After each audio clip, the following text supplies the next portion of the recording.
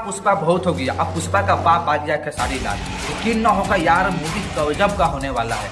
पुष्पा का बाप है खेसारी लाल। भाई साहब जो टीजर देखने में लगा ना, जो वीडियो क्वालिटी का है ना, लगता है पुष्पा के बाप आने वाला है भोजपुरी स्टैंडिंग में मूवी बन के। पुष्पा का बाप समझो यार, एक नंबर भाई टीजर देखने में लगा है।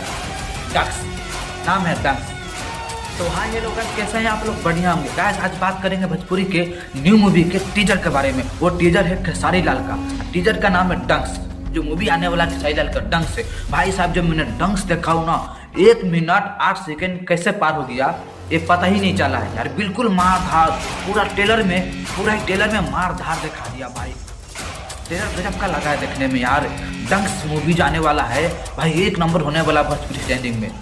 आज तक भोजपुरी स्टैंडिंग में ऐसा मूवी या ऐसा टेलर कोई नहीं लाया, नहीं पवन सिंह, नहीं दिनेश लाल यादव, कोई भी नहीं लाया है। पर इस बार खेसारी लाल ने डंक्स मूवी में साबित कर दिया है, फिल्म बनाऊंगा तो मैं बनाऊंगा, मैं जैसा फिल्म कोई नहीं बनाएगा। फिलहाल पुष्पा का बाप आ गया। अगर आप लोग खेसारी लाल का फैन है तो चैनल को लाइक और सब्सक्राइब जरूर कीजिएगा। चलिए मिलते हैं फिर नेक्स्ट वीडियो।